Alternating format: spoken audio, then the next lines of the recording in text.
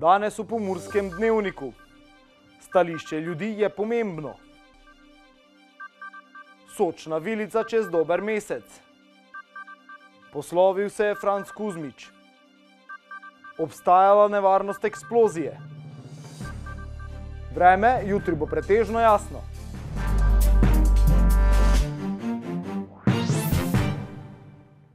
Spoštovane gledalke, cenjeni gledalci, lepo pozdravljeni.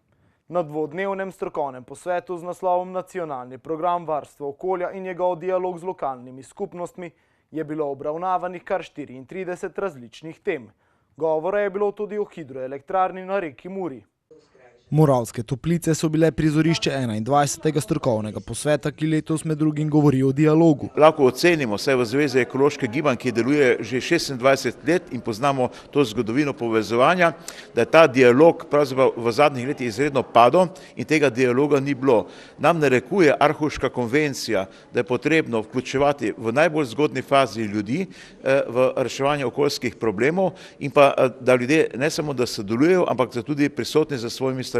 Okoljevarstvenih problemov je več. Okoljskih problemov, kot je recimo primer Mure, ko govorimo o gradnji energetskih objektov, je bilo še veliko več do sedaj.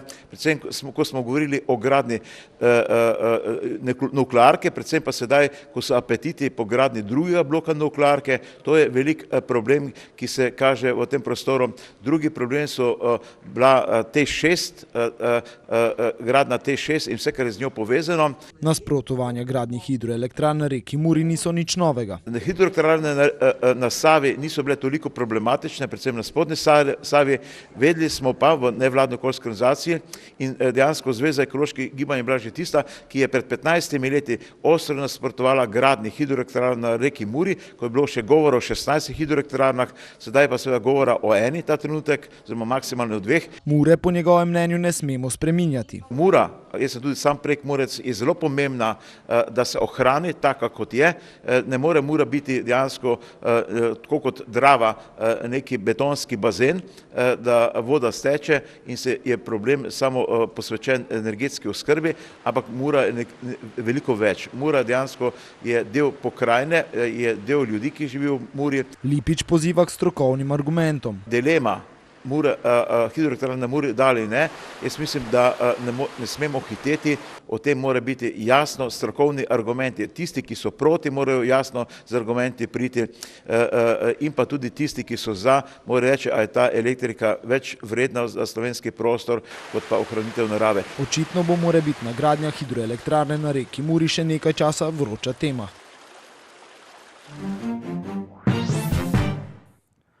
Ulična kulinarika se na Slovensko ulico čez dober mesec dni vrača z nekaj novostmi.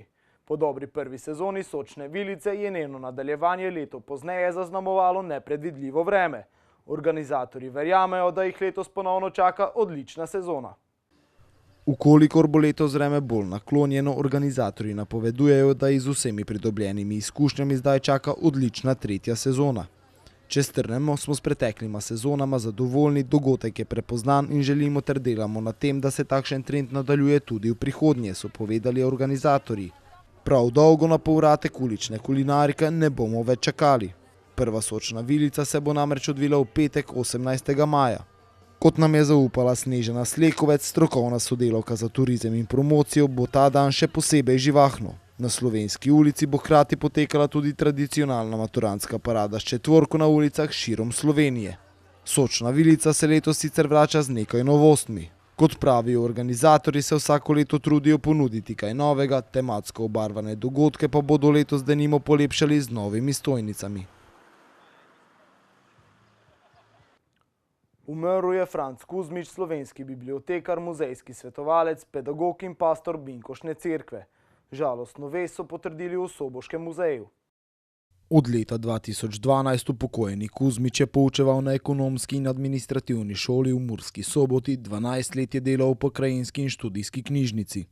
Skoraj 2 desetletji je bil zaposlen v Pokrajinskem muzeju Murska Sobota, kjer je deloval kot muzejski svetovalec, kustos pedagog in bibliotekar.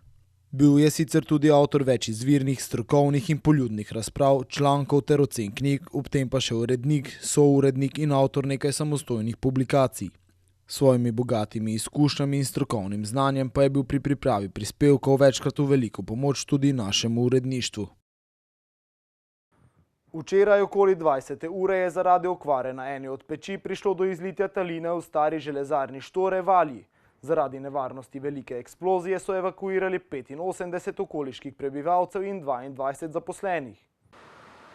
V peči je bilo 30 ton taline, pri nekontroliranem uhajanju pa je obstajala možnost večje eksplozije. Vodja tistega obrata smo ustavili, smo ga povprašali, kaj se dejansko noter dogaja. Dobili smo izjave, da lahko pride do reakcije talina in voda. Ta reakcija sprošča vodik in kisik, lahko pride do eksplozije. Mi smo potem vse te zaposlene evakuirali na varno in začeli smo z evakuacijo območja 500 metrov v bližini.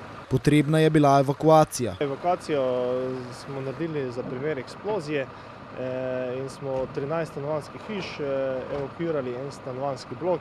To je bilo približno 85 prebivalcev je bilo spravljenih na varno. Evakuirane ljudi so namestili v osnovni šoli, od koder pa so jih v polnoči že poslali domov. V akciji je sodelovalo 55 gasilcev, škoda pa naj bi znašala več 100 tisoč evrov. V tokratni oddaji Dora nedeljski pogovori je Marjan Dora gostil Lada Ambrožiča, dolgoletnega novinarja in urednika nacionalne televizije. Celotno oddajo si lahko ogledate v nedeljo ob 18. in 22. Sedaj pa si poglejmo kratek izsek iz pogovora, kjer je govora o knjigi Spotikanja. Gre za to, kako so stranke in politiki nekateri, koliko so si prizadevali z umazanimi igrami, da bi si zagotovili vpliv na televiziji. Samo za to je šlo. In so kadrirali svoje ljudi. In seveda jaz, ker nisem spadal ne sem nekaj, sem bil v bistvu nezaželen. Tudi ta teden smo za vas pripravili izbor prostih delovnih mest. Preverite, morda pa katero čaka ravno na vas. S poznavanjem projektnega dela, temeljev sociologije in psihologije ter računalniškimi znanji se lahko pridružite ekipi Ljudske univerze v Murski Soboti. Pomoč namreč potrebujejo pri koordinaciji projektov. Bi se opisali kot odprto, prilagodljivo in samoiniciativno osebo ter vas veseli delo z ljudmi in otroki? Oglasite se pri Zavodu za upravljanje kulturne dediščine Grad in se poskusite kot turistični animator. Okrepitve na področju programiranja medtem išče proizvajalec bivalnih enot in montažnih objektov. Kot so zapisali v podjetju Arkont, so od trenutnega tehničnega znanja pomembnejši veselje in želja po načrtovanju infrastrukturnih rešitev, sposobnost učenja ter čut za odgovornost in skupinsko delo. Za vse, ki si želijo sodelovati pri razvoju kadrov in organizaciji izobraževalnih dogodkov, je tu še delovno mesto v podjetju Radenska. Obljubljajo dinamično, kreativno in inovativno okolje. Lahko pa se posvetite tudi organiziranju promocije in aktivnosti na področju oglaševanja v tujini oziroma načrtovanja besedil, fotografij ter filmov za komuniciranje. Za zasedbo delovnega mesta v slovenski turistični organizaciji boste sicer potrebovali 6 let delovnih izkušenj. Povezave do vseh prostih delovnih mest najdete na sobotainfo.com. Na Sobota Info poročajo o smrtni žrtvi, ki jo je terjala zastrupitev s podleskom, ki ga je žrtev zamenjala s čemažem. Več o tem na sobotainfo.com, mi pa si poglejmo še kratke novice.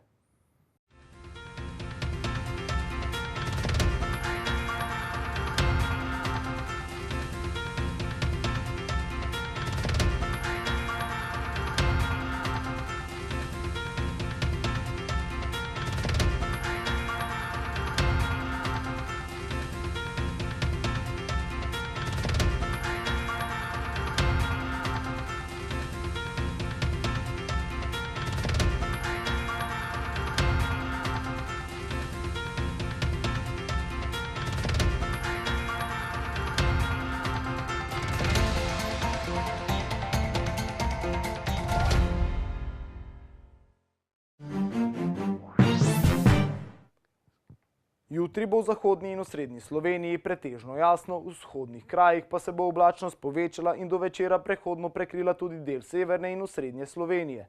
Več o vremenu pa v vremenski napovedi. Danes smo imeli sončno vreme s temperaturami okrog 13 stopinj Celzija. Opoldne ste v Krinskem parku Goričko namerili 12 stopinj, v Radencih in Murski Soboti 13 ter v Lendavi stopinjo več. Jutri bo v zahodni in osrednji Sloveniji pretežno jasno, v vzhodnih krajih pa se bo oblačnost povečala in do večera prehodno prekrila tudi del severne in osrednje Slovenije. Zapihal bo vzhodni do jugozahodni veter. Najnižje jutranje temperature v vzhodni Sloveniji se bodo v Murski Soboti in Mariboru gibale okrog 3 stopinj, dnevne pa se bodo povzpele do 13. V nedeljo bo po večini sončno z nekaj koprenaste oblačnosti. Začel bo pihati jugozahodni veter. V ponedeljek se bo od zahoda pooblačilo, bolj sončno bo le v vzhodnih krajih. V zahodni ter deloma južni in osrednji Sloveniji bo sredi dneva in popoldne občasno deževalo. Temperature v naših krajih se bodo dopoldan gibale med 4 in 7 stopinjami, dnevne pa med 19 in 21. Toliko smo vam pripravili v današnjem Pomurskem dnevniku. Za več informacij obiščite našo spletno stran. Bodite v naši družbi in nasvidenje do prihodnjič.